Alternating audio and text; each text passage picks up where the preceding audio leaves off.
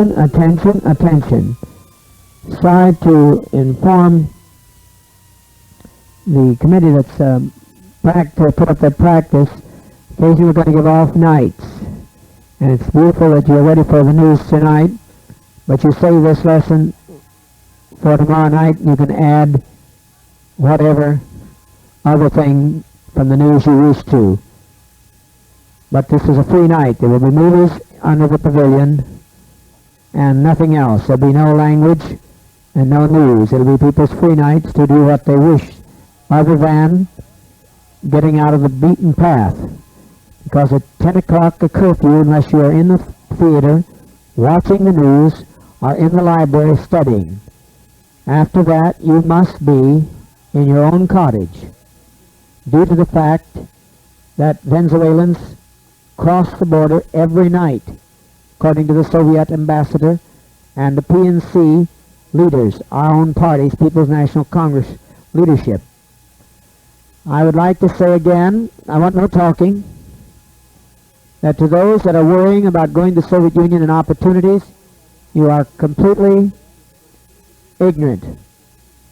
Not only are there opportunities when you get there to go to any degree of college you want to free, there will be scholarships next year that will come through for young people here on the project, because this year has been used up. Just as there will be cultural scholarships for entertainment like we have hopefully this year, but definitely next year, because they don't use them and they're going to direct them directly to us next time. And when you get to the Soviet Union, if you were to go there, you'll have completely more freedom, because we won't have to worry about little people who want to run away. The authorities will take care of them. I want to make it very clear, we're not going to worry anymore about it here. The next person that runs away, we're going to get the police and commandeer Brigadier General Price, who's the head of the Guyana Defense Force. Would you please have the singing stop until I get through with this? Brigadier General Price is the commander of the Air Force, the Army, all military units of this Guyana Socialist Republic, and the moment anybody leaves, we're going to turn it right over to him. We're not going to break production. We're going to turn it right over to him, and return GNS Norman. He's another great friend of ours, the general in charge of that, Guyana National Service. And the head of the police is Mingo, Dr. Mingo, who's our very dear friend, Minister of Home Affairs. That's Minister, one of the phases is all local police. So they will take care of the matter. We will not bother to put 30 people off our workforce and run after you. We're not going to do it. You can take your chances with the tigers. You can take your chances with the snakes and the bugs. I can tell you one thing. They had some fevers down here from one that went off. I don't know why people would want to leave the body of socialism when you've seen the miracle today of Carrie Langston falling on her head. Two people hurt her 2 cottages down, and she come out without any harm. She should have had her neck broken, and she should have at least had her skull cracked and blood go into her brain and been a vegetable for life. You've seen the young man with gasoline pull through. Saw the young man couldn't urinate for 25 hours, and I walked in and he urinated like some giant rock had come out of his penis. It made such a jolt as it went in. You saw last night the beautiful young girl that had septicemia, an incurable bacterial disease of the blood. Terry Smart, now she's beautifully healed today. You saw James Basie, who had a terrible kidney infection and was raging out of control. We had no way to get him to emergency service. The moment I went by him, his temperature went down. But if when we go to the Soviet Union, you do not wish to go, we can leave a contingency here. And if you get to the Soviet Union, you don't want to stay, they certainly won't make you stay. All you have to do is just ask to leave, and you can go back to fascist USA with its concentration camps and everything else. I hear some because of race.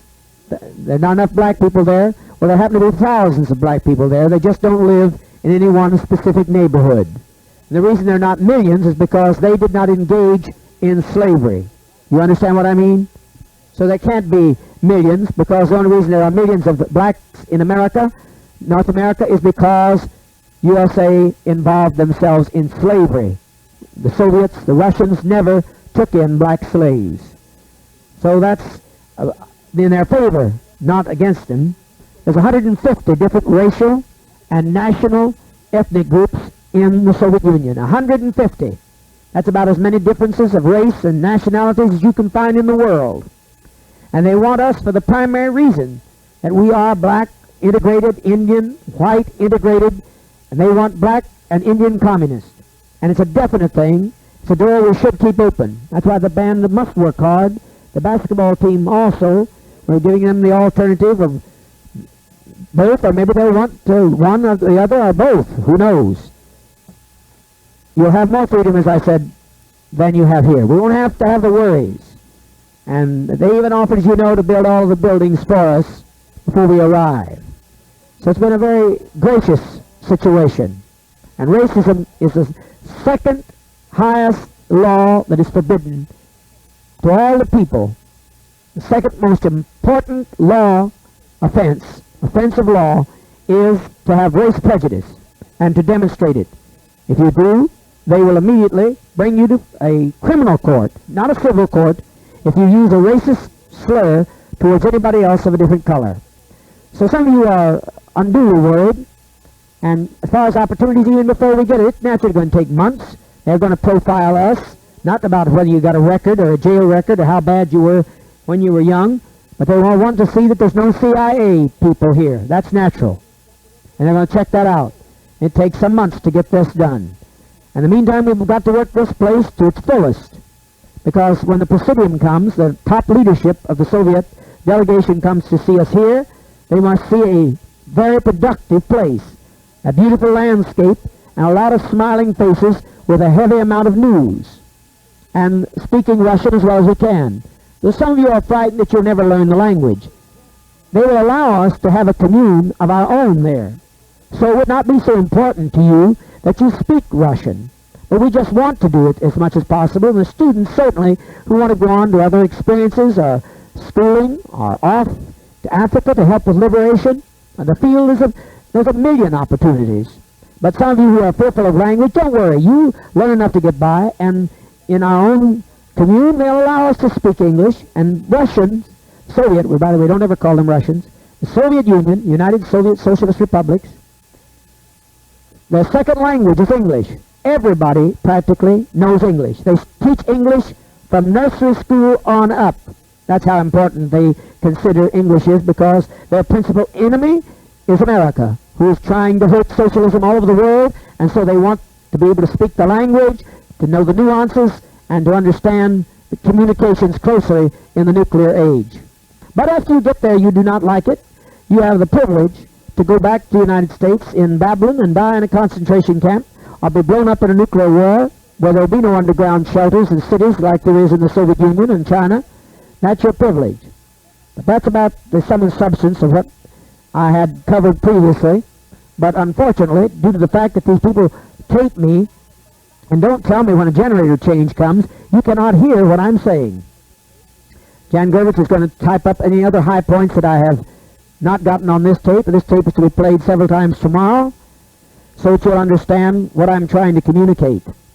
But in the future, when a generator change comes, you please get on the microphone here, come in here on my line and tell me, so that I won't continue. Because it sounds like somebody that's drunk, or it sounds like somebody that's crazy on that PA system when you tape me on one generator and then let me speak on another. It's inaudible. It's impossible to understand. I think I have covered the entirety of it. Just be sure you don't call the Soviet Union's alliance the Warsaw Pact. Get that out of your language also. It's the Warsaw Treaty. Pact is something kept for wolves, like they consider North Atlantic Treaty Organization. It's a pack of wolves now trying to make an alliance with South America, Chile, fascist Chile, to go over Namibia. The Soviet Union is not going to stand by idly. Some of you want to fight, you'll get a chance to fight. Maybe you want to be on the soil of Africa to help with liberation. You'll get the chance to do so. Cuss that stuff out over there in that library, between that library and the second school pavilion. By God, we do not have this. So opportunities are unlimited. Opportunities are galore. And when you speak of the Soviet Union and her allies, remember it's the Warsaw Treaty, not pact. The Soviets are not a pack of wolves like animals like USA that try to kill and eat and destroy all of the life of every nation. It's only capitalism that has pacts. And Russia is only one state, and it's what's caused much of the prejudice in the past, because the Soviet Union resents having people speak of Russia. That's only one ethnic group in the Soviet Union. The Soviet Union are the United Socialist Soviet Republics. There is no news now. There'll be no news review. There's some beautiful films underneath there. You can see them. Some of them will be tested on later, so you can get them out of the way if you want. There's a comedy, parody on race, and a very good film on concentration camps. There's no news or no language tonight. When you get a free night, I will tell you just on the verge of it. Because we have some people who do anything in their power to manipulate when they think time's in their hands to get attention. Your day off may be a full day, but it won't always fall on Sunday. Do you follow what I'm saying? You may not know it until the night before. So plan your day to have everything ready for a day off earlier than Sunday or the day after. You can't tell. You just don't know. But I can guarantee you it won't always be Sunday. Thank you. Much love.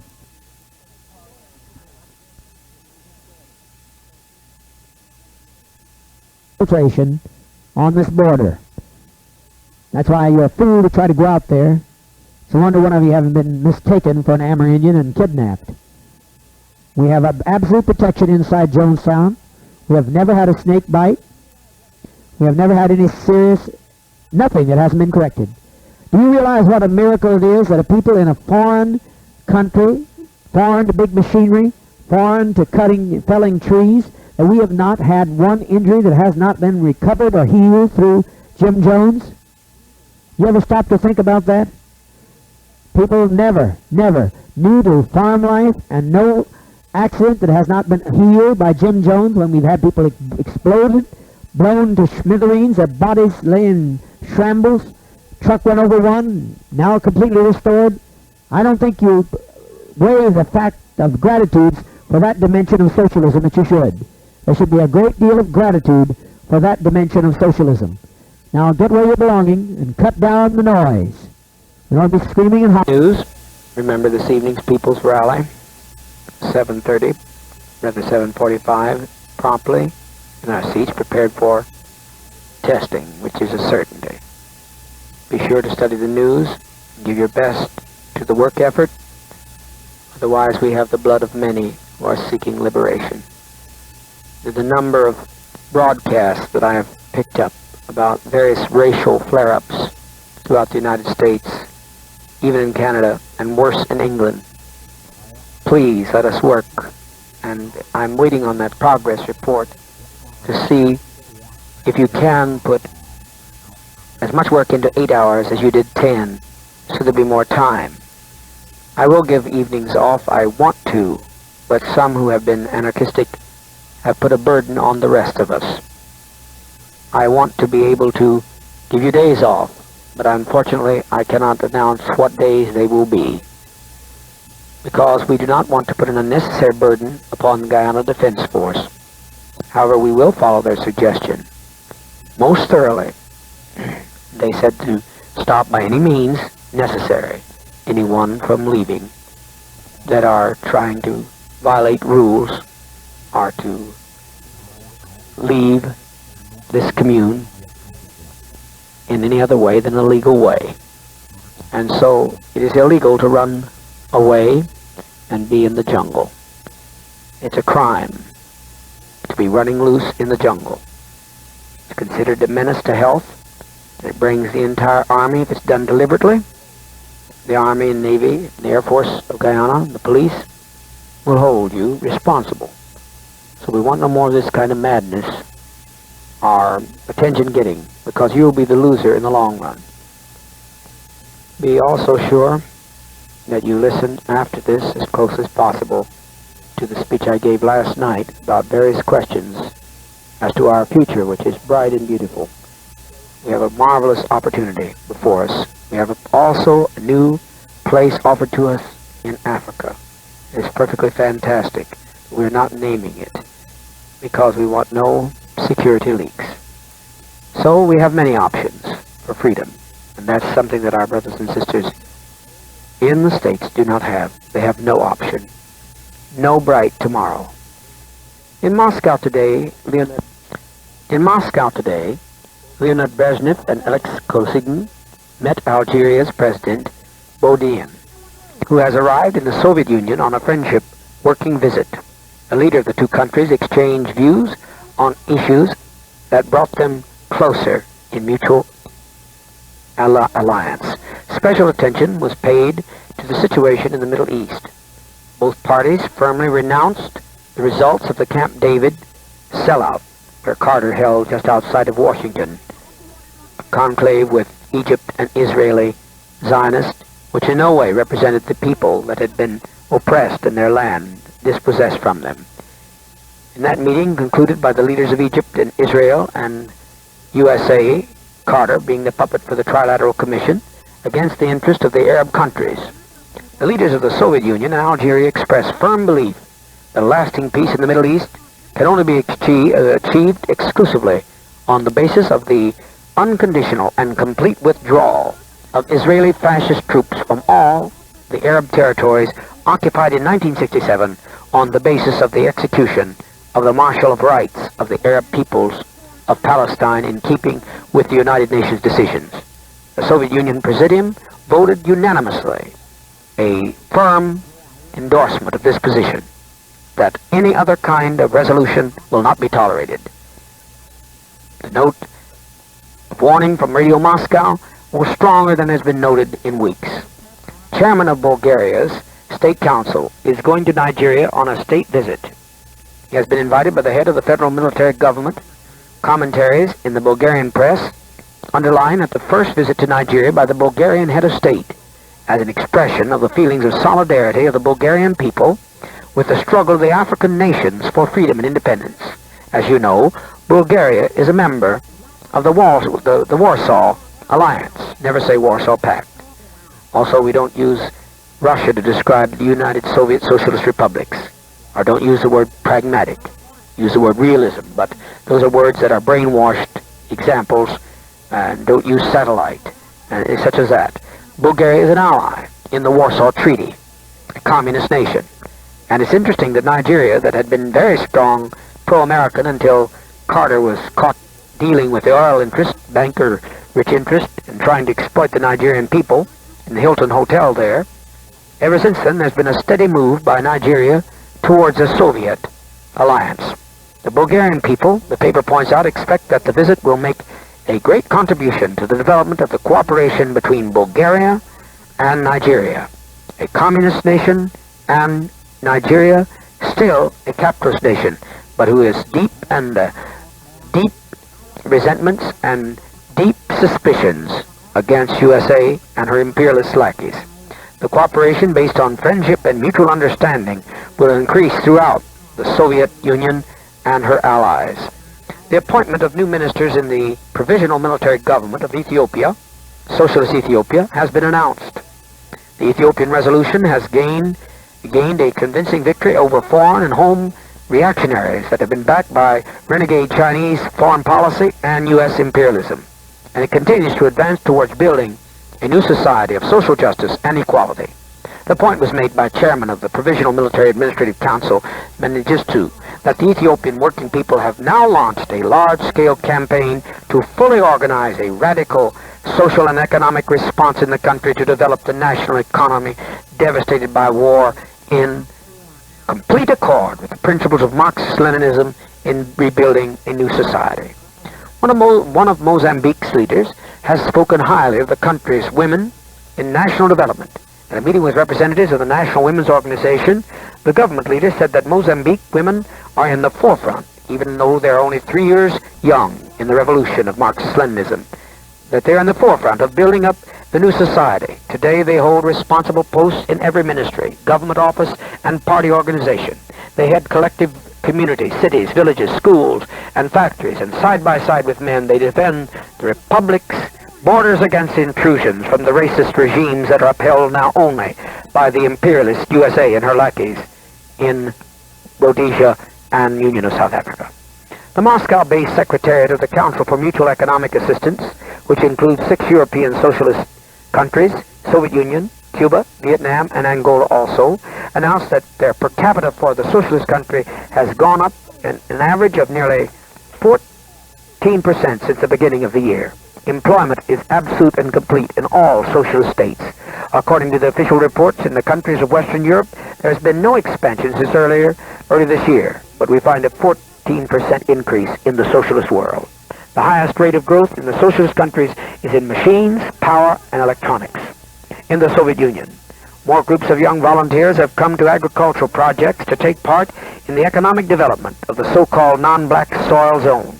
The vast territory stretching from the Baltic Sea, tropical balmy regions, to the Ural Mountains has a population of nearly 60 million. The government program provides for the building in the zone of major land reclamation systems, animal farms, processing plants, and settlements. This should sharply increase farm output and incomes of the rural population. It is quite likely that this is the warm zone that will be a challenge to us. It's also been offered as well. As I mentioned, we have a great opportunity in an African nation, which I shall not mention at this time. The American dollar weakened markedly. The American dollar weakened markedly on the European foreign exchange again today, the 17th rather. Theorists said the market reflected the lack of confidence in the current administration's ability to take action to solve any of America's economic problems, are in fact the total devastation that has beset capitalism and the Trilateral Commission that is trying to maintain the power hold on the world, 66% of the properties of the world, and allowing 2 out of 3 of the babies of the world to go hungry. There is no way that the capitalists are finding to balance their payments, and so the dollar continues to fall. The Cardinals of the Roman Catholic Church have elected the first non-Italian pontiff in 400 years. Pope John Paul II is from Poland.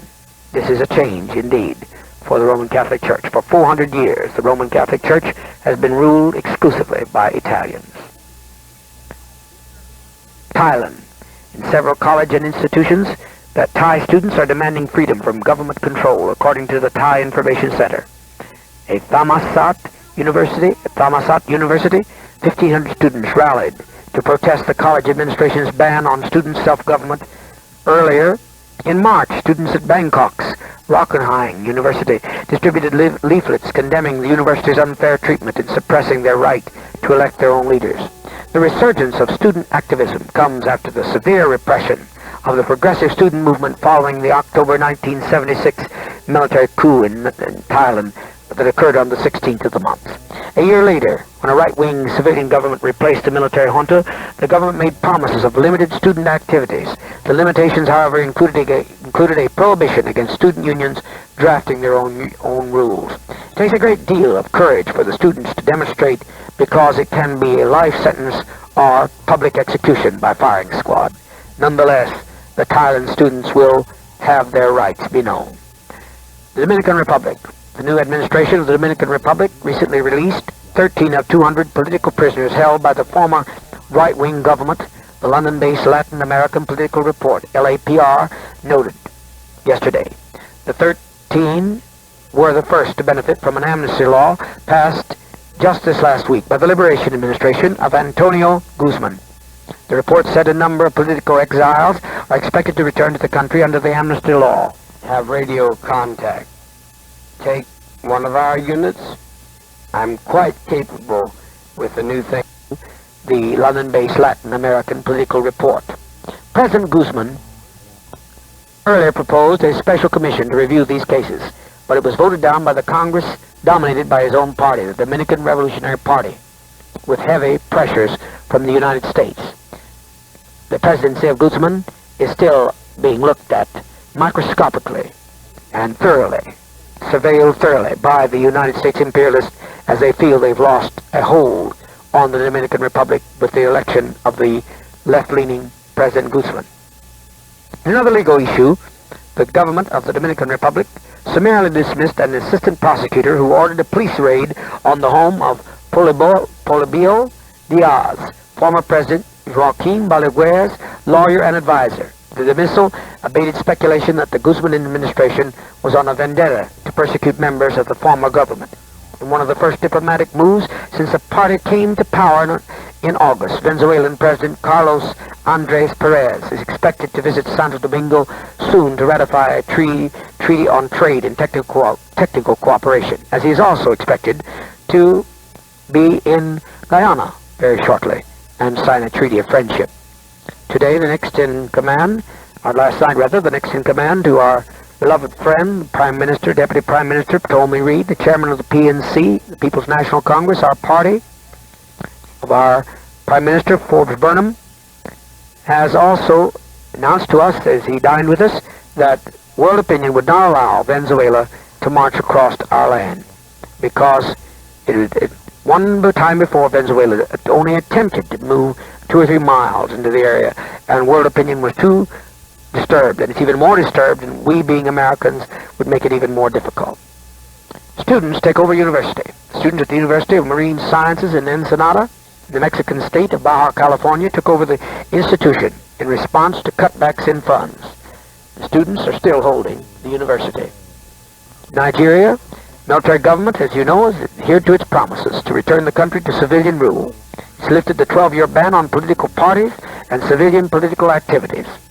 In a nationwide radio and television broadcast, the head of the state, Lieutenant General Obasanjo, also ended the state of emergency imposed since the first military coup in January 1966. The Communist Party is also legal, and there's a great left activist movement in Nigeria, as you see, welcoming even the head of the Communist Party of Bulgaria. The following guest column is an interview with Jose Benito Escobar, a leader of the Nicaraguan Sandinista National Liberation Front. It was conducted in Habana earlier this year. Just a little bit of its feeling. Said the Frente Sandinista was born in 1961 as a historical necessity of our people to confront the Somoza dictatorship that is upheld by U.S. capitalism.